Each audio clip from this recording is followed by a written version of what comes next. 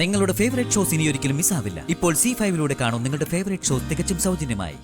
എന്റെ ആജന്മ ശത്രുവായ വന്ദ്രയും ഗൗതമും ഒന്നിച്ചു കഴിഞ്ഞാ പിന്നെ വിക്രം ഉണ്ടാവില്ല.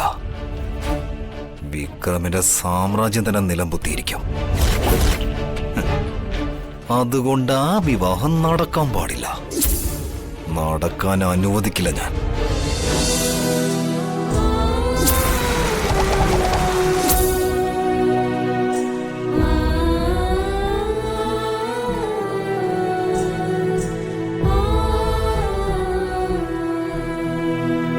എന്താ മോളെ? ആർഭാടമായൊരു വിവാഹത്തിന് മണ്ഡപത്തില് വലതുകാല് വെച്ച് കയറിയവളല്ലേ ഞാൻ. എന്നിട്ട് തീരെ കണ്ണീരോടെ ഇറങ്ങിപ്പോരേണ്ടി വന്നില്ലേ?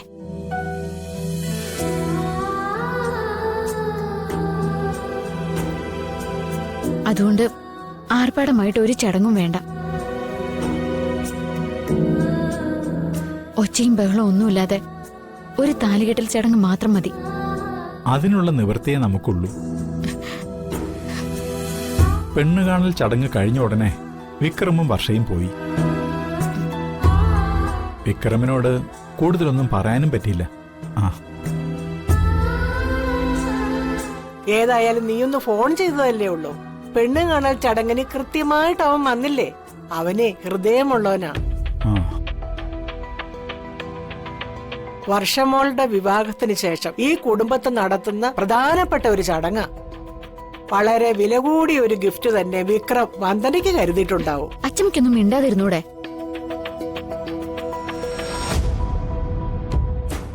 ഗിഫ്റ്റിന്റെ ഒരു കുറവേ ഉള്ളൂ. വിക്രമിന്റെ എന്നല്ല, ഒരാളുടെ കയ്യിൽ നിന്നും ഞാൻ ഒരു ഗിഫ്റ്റും വാങ്ങുന്നില്ല.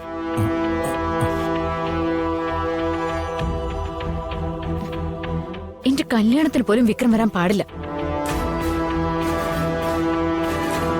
എന്താ മോളെ വിക്രമിനെ കുറിച്ച് ഇങ്ങനെയൊക്കെ പറയുന്നത്? അവൻ ഈ കുടുംബത്തിന്റെ മരുമകൻ മാത്രല്ല, നമ്മളെ സംബന്ധിച്ച് ഈ കുടുംബം കടത്തി മുങ്ങാതെ രക്ഷിച്ച ദൈവം കൂടിയാ. അതൊക്കെ മറന്നുപോയോ നീ? ഒന്നും മറന്നിട്ടില്ല. വിവാഹം ലളിതമായിരിക്കണം എന്നല്ലേ തീരുമാനം? വിക്രമിനെ പോലെ ഒരു കോടീശ്വരൻ കൂടെ ഉണ്ടാവുമ്പോ അത് ആർഭാടത്തിന്റെ ലെവലിലേക്ക് മാറും. അത് വേണ്ടെന്നേ ഞാൻ ഉദ്ദേശിച്ചുള്ളൂ. നിന്റെ ഈ ദേഷ്യമൊക്കെ കാണിക്കേണ്ടത് നിന്റെ സഹോദരന്മാരോടാ. പെങ്ങളുടെ പെണ്ണുകാണൽ ചടങ്ങിന് അരമണിക്കൂർ പോലും ചെലവഴിക്കാത്ത അവരുടെ തിരക്ക്.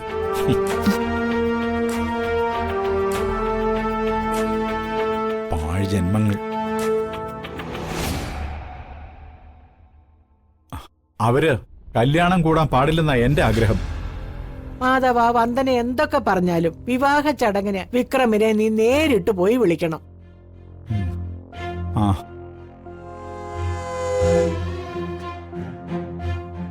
വയസ്സുകാലത്ത് നമുക്ക് ആരാ ഒതകുന്നതെന്ന് മുൻകൂട്ടി പറയാൻ പറ്റത്തില്ലല്ലോ. എന്തായാലും ഇനി അതിനെ ചൊല്ലിയൊരു തർക്കം വേണ്ട. വിവാഹം തടസ്സം കൂടാതെ നടക്കുന്നതിനുള്ള കുടുംബക്ഷേത്ര പൂജ നടത്തണം.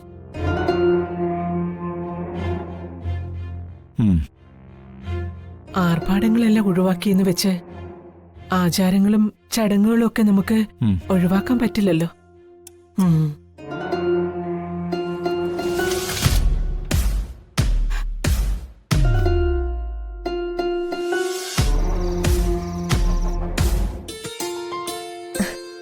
ചേച്ചിയെ പെണ്ണ് കാണാൻ വന്ന ഗൗതമിനെ കുറിച്ച് ഏട്ടൻ അഭിപ്രായം ഒന്നും പറഞ്ഞില്ലല്ലോ. നല്ല പയ്യനാ. ഈ ബന്ധം നടക്കുവാണെങ്കിൽ എനിക്ക് മുറപ്രകാരം ജെന്റിൽമാനായ ഒരു ഏട്ടനെ കൂടെ കിട്ടും. അതിന്റെ ഒരു ത്രില്ലിലാ ഞാൻ. ഉന്നത കുടുംബം, ഉയർന്ന ജോലി, ഉയർന്ന വിദ്യാഭ്യാസം. ചേച്ചിക്ക് ദേവി എല്ലാ ഉയർച്ചകളും ഒരുമിച്ച് കൊടുത്ത് അനുഗ്രഹിക്കുക. ദൈവം അങ്ങനെയാ. താഴ്ത്തുമ്പോ പരമാവധി അടിച്ചു താഴ്ത്തും, എന്നാൽ ഉയർത്തുമ്പോ പരമാവധി ഉയർത്തിക്കൊണ്ടേയിരിക്കും. ചേച്ചിക്കിനി ഉയർച്ചയുടെ ദിവസങ്ങളാ. ചേച്ചിയോടുള്ള വെറുപ്പൊക്കെ മാറിയോ? വെറുപ്പും തെറ്റിദ്ധാരണയൊക്കെ എനിക്ക് ചേച്ചിയോടായിരുന്നില്ല, ചേച്ചിക്ക് എന്നോടായിരുന്നില്ലേ. സമയം മാറിയ സ്ഥിതിക്ക് ചേച്ചിയുടെ പെരുമാറ്റത്തിനും മാറ്റം ഉണ്ടാവും. നീ കുടിക്കാൻ കുറച്ച് വെള്ളം എടുത്തോണ്ടോ? സോറി, എടുത്തു വെക്കാൻ ഞാൻ മറന്നുപോയി. അത് സാരമില്ല.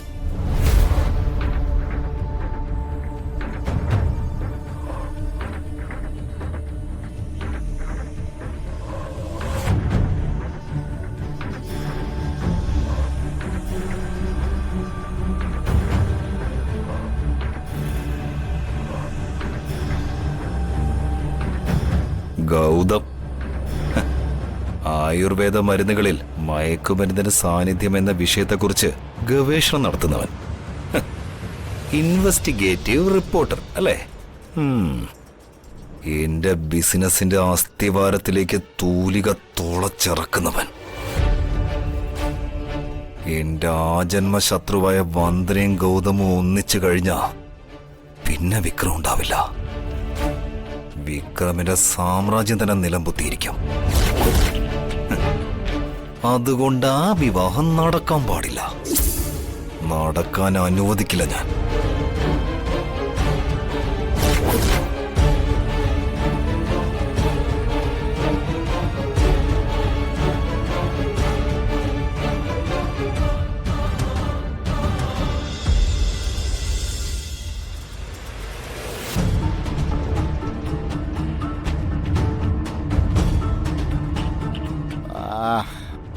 എന്താടോ സാഗറെ, എത്ര നേരമായിട്ട് ഞാൻ കാത്തു നിൽക്കുന്നറിയോ?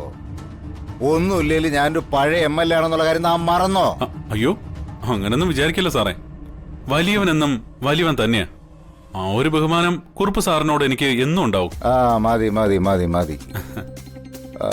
താനെന്താ അത്യാവശ്യമായിട്ട് കാണണമെന്ന് പറഞ്ഞത്? അപ്പോ കുറുപ്പ് സാർ ഇതൊന്നും അറിഞ്ഞില്ലേ? വന്ദനയുടെ വിവാഹം ഉറപ്പിച്ചു. വിവാഹം ഉറപ്പിച്ചെന്നോ? ആരോട്? എപ്പോ? എവിടെ വെച്ച്? ഒരു പത്രപ്രവർത്തകനുമായിട്ട്, ഗൗതം. അപ്പൊ മാപ്രയാണ്. സത്യം പറയാലോ സാഗറെ, നിന്നാണ് ഈ വിവരം ഞാൻ ഇപ്പോഴാണ് അറിയുന്നത്. അത് കൊള്ളാം. കുറുപ്പ് സാറിന്റെ സ്വന്തം മരുമോനല്ലേ മനോജ്? ആ മനോജിന്റെ സ്വന്തം പെങ്ങളല്ലേ വന്ദന? എന്നിട്ട് മനോജ് പോലും സാറിനോടൊരു വാക്ക് പറഞ്ഞില്ലേ? പറയില്ല. തന്റെ അടിയും അഹങ്കാരിയുമായ വന്ദന പറഞ്ഞു കാണും കുറുപ്പ് സാറിനെ ഒന്നും അറിയിക്കേണ്ടെന്ന്. ഓ, എന്ത് പിണ്ണാക്കെങ്കിലും ആവട്ടെ, അവളുടെ വിവാഹം നടന്നു കിട്ടിയാ മതി. എനിക്കത് മതി, ഞാൻ തൃപ്തനാണ്. അല്ല എന്താ? എടൂ, ജഗനിപ്പോഴും ഏത് നേരവും വന്ദനയുടെ പറകിലല്ലേ? എന്റെ മോള് ഹരിത ഗർഭം ധരിച്ചത് പ്രമാണിച്ച് അവളുടെ സുഖവിവരം അന്വേഷിക്കാൻ പോകുന്നു അവൻ ആദ്യം പറഞ്ഞത്. എടൂ, ഞാനത് വിശ്വസിക്കുകയും ചെയ്തു, ഈ പാവം. പക്ഷേ ഇപ്പൊ കേൾക്കുന്നു ജഗൻ അവളോട് പ്രേമത്തിലാണെന്ന്.